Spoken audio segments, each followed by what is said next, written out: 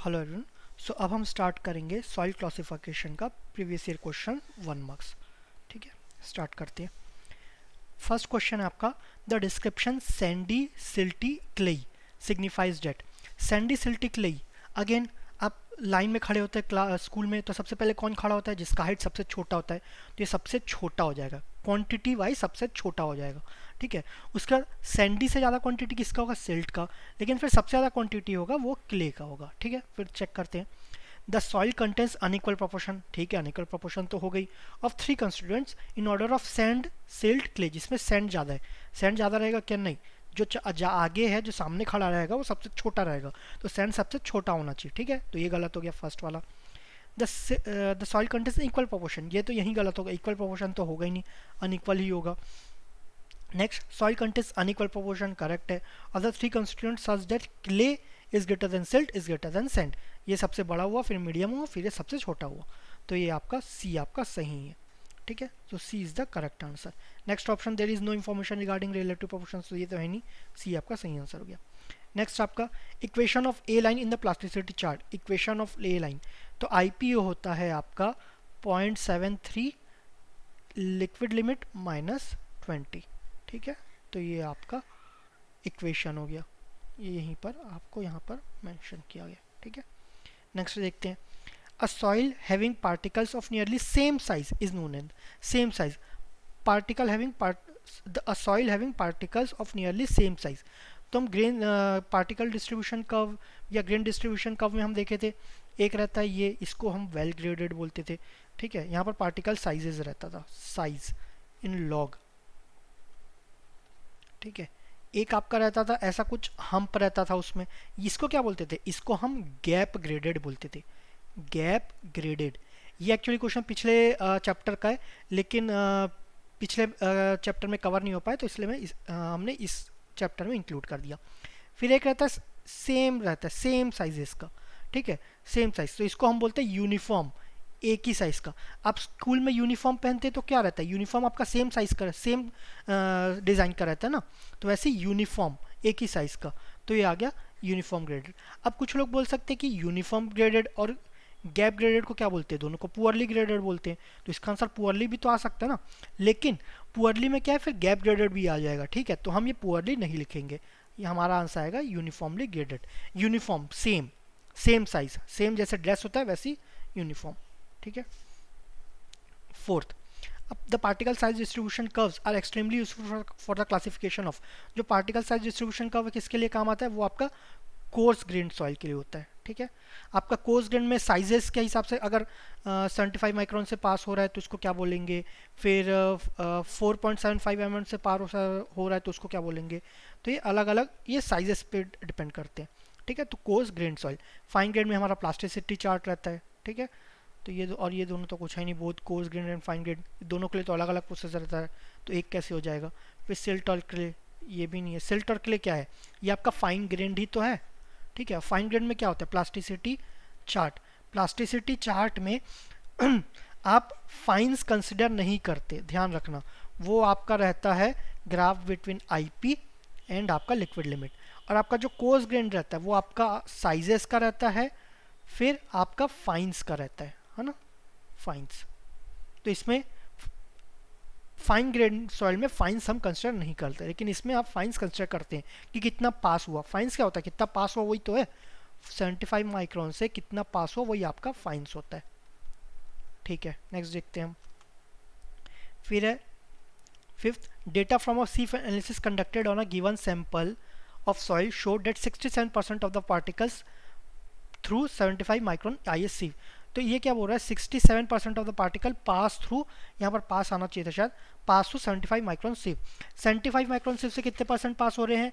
67% पास हो रहे हैं, 67%। तो आपका 67% क्या है? 50% से ज़्यादा है, 50% से ज़्यादा है, तो ये क्या हो जाएगा? कोर्स होगा, कोर्स ग्रेन्ड होगा कि फाइन ग्रेन्ड होगा? कोर्स ग्रेन मतलब बड़े पार्टिकल्स। बड़े पार्टिकल्स तो आपको पास नहीं होने चाहिए था ना, वो तो अगर कोई एक छोटा सा दरवाजा है उसमें बड़े बड़े आदमी लोग जाए तो फंस सकते हैं ना, या छोटा सा रोड है, जैसी वहाँ पर कोई 4 व्हीलर या ट्रक जाता है तो वो जाम लगा देते हैं ना, इसलिए हम बाईपास यूज़ करते हैं, वो सिटी वाले रोड से यूज़ नहीं करते। तो कोर्स ग्रेन क्या हो जाएगा? फट जाएगा, रिटेन हो जाएगा। तो यहाँ तो लेकिन पास हो रहा है ना, ज़्यादा से ज़्यादा पास हो रहा है, तो ये आपका फाइन ग्रेन्ड हो गया। ठीक है, ये फाइन ग्रेन्ड हो गया। फाइन ग्रेन्ड में क्या आता है आपका, फाइन ग्रेन्ड में आता है आपका ये आता है CMO, है ना, CMO। सी से आपका चीफ, एम से मिनिस्टर, ओ से ऑफिस, CMO ऐसे याद रहेगा। तो ये आ गया क्ले, सिल्ट और ये ऑर्गेनिक। ठीक है, आप ऐसा याद कर सकते हैं। तो इन तीनों में से डिफाइन किया जाएगा। अब आगे क्या होगा, उसका कंप्रेसिबिलिटी कैसा रहेगा वो हम आगे चेक करते हैं। 67%, यहाँ पर पार्टिकल्स, यहाँ पर पास्ड रहेगा, यहाँ पर पास्ड है। ठीक है, पास्ट। ठीक है, तो या क्ले रहेगा या सिल्ट रहेगा या ऑर्गेनिक रहेगा। फिर हम ग्राफ बनाते हैं। तो ये आपका 30, 40, ये आपका 50। सपोज ऐसा है, 35 से एक परपेंडिकुलर बनता है, 50 से भी आपका परपेंडिकुलर बनेगा, और 20 से एक लाइन पास होता है। तो ये आप ज़रूरी नहीं है बनाए, आप इससे देख के ही जस्ट गो थ्रू करके आप देख सकते हैं। तो बोला है fine the liquid limit and plastic limit of the fine fraction was found to be 45 and 33।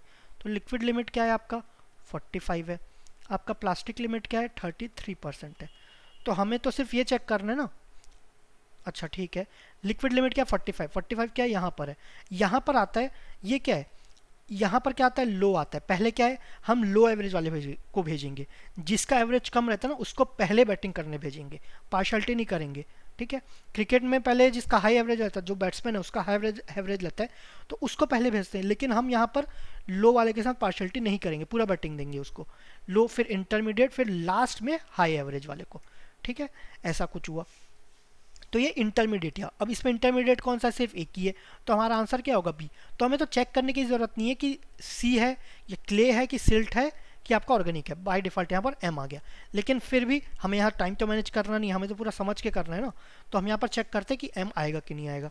ठीक है, तो हमारा ये पॉइंट तो मिल गया। अब उसके लिए क्या करना पड़ेगा, हमें आई निकालना पड़ेगा। आई क्या हो जाएगा 45 माइनस 33, तो ये हो गया आपका 8%। तो आई हो गया 8%। लेकिन 8 तो आ गया, लेकिन 8 कहाँ पर है, इसके ऊपर आ रहा है नीचे आ रहा है, कैसे पता चलेगा। तो हम आई ऑफ इस लाइन का आई ऑफ ए निकालेंगे। आई ऑफ ए लाइन, इसका फॉर्मूला क्या है 0.73, डब्ल्यू एल आपका है 45 माइनस 20, तो ये आ गया 0.73 ऑफ 25। ये कितना आ रहा है आपका, ये आएगा आपका कुछ आ रहा है 18.25। ठीक है, ये आपका सॉरी 8 नहीं 12% है, ये आपका 12% है। ठीक है, तो 18.25 आ रहा है। तो इसका क्या मतलब है, जो एक्चुअल आईपी है वो हमारा यहाँ कहीं नीचे आ रहा है। ठीक है, नीचे आ रहा है, ये क्या पॉइंट है 18.25। लेकिन सीएमओ कैसे आता है, ये क्ले हुआ, फिर यह सिल्ट हुआ या ऑर्गेनिक हुआ। तो ज़्यादातर हम सिल्ट ही कंसिडर करते हैं। ऑर्गेनिक में जब तक उसके प्रॉपर्टीज़ ना आए कि वो डार्क कलर है या बैड ऑर्डर है, तब तक हम ऑर्गेनिक नहीं लेते। तो ये एम हो जाएगा। ठीक है, ये आपका एम हो गया। So B is the correct answer. Next देखते हैं, the group symbols assign to silty sand and clayey sand are. Silty sand, ठीक है, खड़े होते हैं आप प्रेयर में, तो सबसे पहले जिसका कम हाइट रहता है वो पहले खड़ा होता है, सबसे कम वाला पहले, मतलब इसका साइज छोटा है।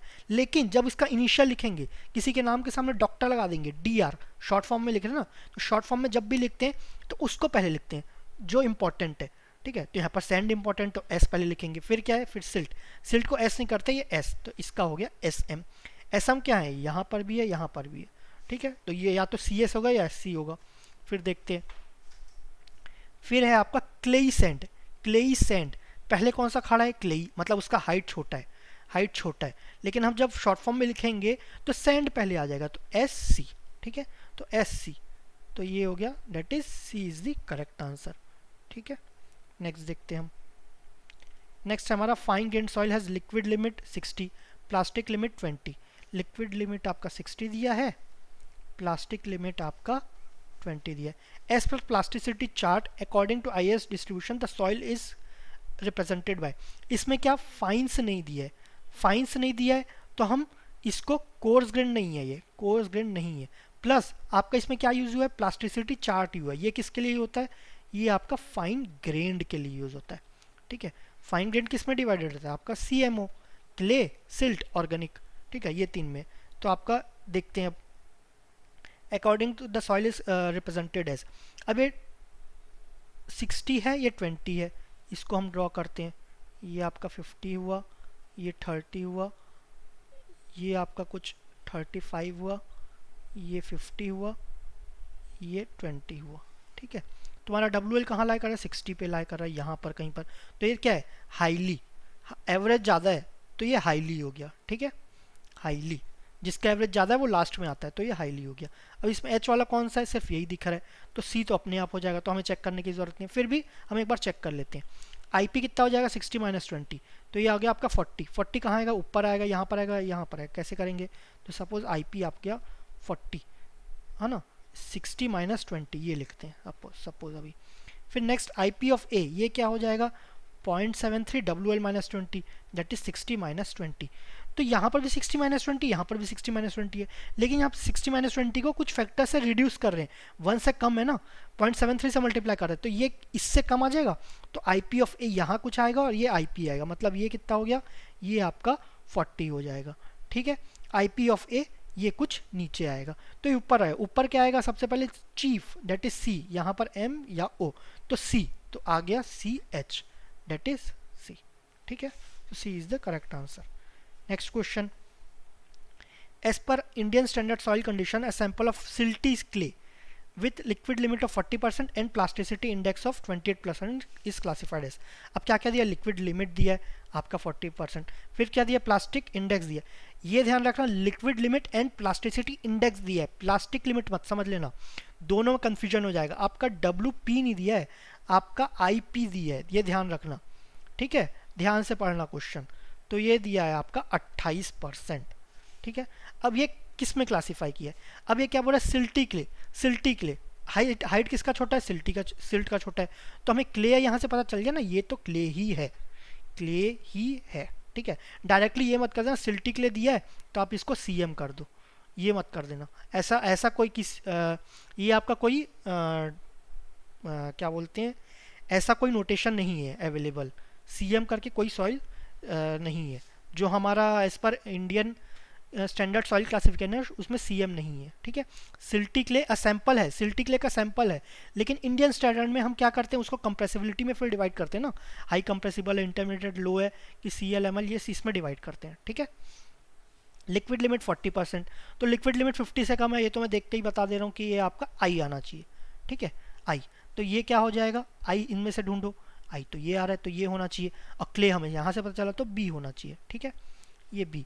अगेन इसको ग्राफ में बना के देखना, ये 50 हुआ, ये 30 हुआ, 35 से एक आया, एक 50 से आया, तो सबसे पहले आपका पार्शलिटी नहीं करेंगे लो वाले के साथ, लो आ गया, फिर इंटरमीडिएट वाले के साथ, ये सब लो एवरेज, इंटरमीडिएट एवरेज, ये हाईली कंप्रेसिबल। आपका क्ले यहाँ से दिया तो CH आ जाएगा। ठीक है, सॉरी, आपका लिक्विड लिमिट दिया है 40, तो ये आ जाएगा CI, तो आपका B is the correct answer. ठीक है, नेक्स्ट देखते हैं, as per Indian standard soil condition classification system of IS 1948-1970, an expression for A line, expression for A line क्या है? 0.73, IP इज इक्वल टू होता है 0.73 WL माइनस 20। माइनस 20 किसमें? इन दोनों में, तो -10 है, ये दोनों तो नहीं है, इन दोनों में से कोई एक है, लेकिन 0.73 इसमें है, तो आपका A is the correct answer. ठीक है, next question, a fine grained soil is found to be plastic in water content range of 26 to 48%। Plastic है, कौन सा, कितने से कितने के रेंज में? 26 to 48 के percent. As per Indian standard classification system the soil is classified as. ठीक है, इसको देखते हैं, ये भी पिछले चैप्टर में कवर किया जा सकता था। तो फाइन ग्रेन्ड बोला गया है, वाटर कंटेंट आपका 26 to 48% है ना, दोनों का यूज़ होगा, तो हम ऐसा कुछ ये बनाते हैं। ठीक है, तो इसमें आपका 4 स्टेट्स थे, 4 स्टेट्स थे, ये अट्टाबक्स लिमिट्स है ना, वो वाला हम ग्राफ बनाएंगे। ठीक है, अब इसमें ये कौन सा स्टेट था? ये आपका लिक्विड स्टेट था, ये आपका प्लास्टिक स्टेट था, ये आपका सेमी प्लास्टिक था। ठीक है, और ये आपका सॉलिड था। इसमें क्या बोल रहा है? प्लास्टिक स्टेट में है, plastic state in the range, कौन से रेंज में? 26 से 48 तक, 26 से 48 ये आपको दिया है। तो यहाँ पर से क्या बोलेंगे? ये वाला क्या रहता है? ये तो एक्चुअली में WL है ना, तो आपको WL यहाँ से मिल गया 48%, और 26 आपका WP हो गया, डेट इज 26%। ठीक है, अब इससे क्या करेंगे, इससे हम प्लास्टिसिटी चार्ट बनाएंगे, उससे फिर क्लासीफाई करेंगे कि आपका लो इनकम्प्रेसिबल है, हाई इनकम्प्रेसिबल है, लिक्विड कि इंटरमीडिएट इनकम्प्रेसिबल है, कि आपका क्ले है, कि सिल्ट है, कि आपका ऑर्गेनिक है। इसमें मैं सब क्ले तो दिया ही है, तो क्ले ही होना चाहिए, ये हम चेक करते हैं। तो अब हम प्लास्टिसिटी चार्ट बनाएंगे। ये 50 हो गया, ये 30 हो गया, ठीक है, ये आपका 35 हो गया, ये 50 हो गया, ये आपका ऐसा कुछ लाइन हो गया आईपी का, डेट इज ए लाइन। आपका डब्ल्यू दिया 48%, डब्ल्यू यहाँ कहीं लाई कर रहा है, यहाँ कहीं लाई कर रहा है, मतलब आपका कौन सा हुआ, इंटरमीडिएट। इंटरमीडिएट किस में है आपका, सिर्फ डी में, तो डी होना चाहिए। टाइम सेव करना तो इसको टिक करके आगे चलो, इसको तो बनाने की भी ज़रूरत नहीं थी, ये डायरेक्टली यहाँ से देख ले, 35 to 50 है तो इंटरमीडिएट। ठीक है, अब यहाँ से देखते हैं ऊपर आ रहा है कि नीचे आ रहा है। तो पहले तो हम आईपी निकालेंगे, डेट इज़ 48 माइनस 26। तो ये कितना हो रहा है आपका, 48 माइनस 26, ये हो रहा है आपका 22%। ये आपका आईपी हुआ। आईपी तो 22% हो गया, लेकिन इसके ऊपर होगा कि नीचे होगा ये कैसे आएगा, ये हम जब तक आईपी ऑफ ए लाइन नहीं निकालेंगे ना, तब तक हमें पता नहीं चलेगा। तो ये क्या हो जाएगा, 0.73, 48 माइनस 20, तो 0.73 इंटू 28, ये कितना हो रहा है, ये आपका हो जाएगा कुछ 20.44। मतलब आईपी क्या है, इससे ऊपर आ गया, तो आईपी ये ऊपर आ जाएगा, डेट इज ये 22% ऊपर आ गया।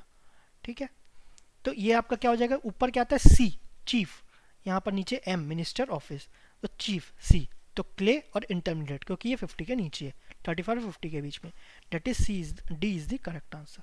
ठीक है, नेक्स्ट देखते हैं।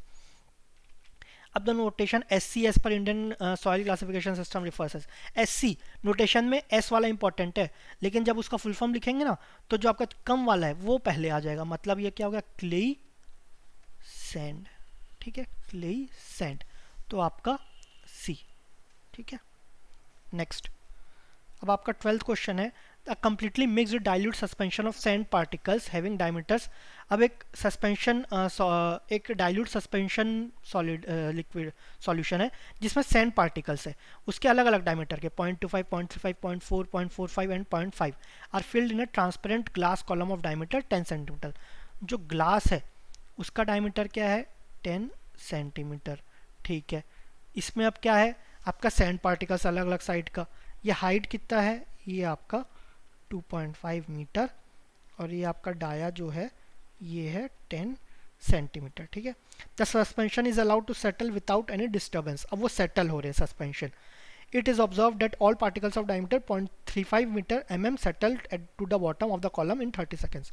30 सेकेंड्स में आपका जो d इज इक्वल टू 0.35 है ना, पूरा सेटल हो गया, पूरा यहाँ पर सेटल हो गया।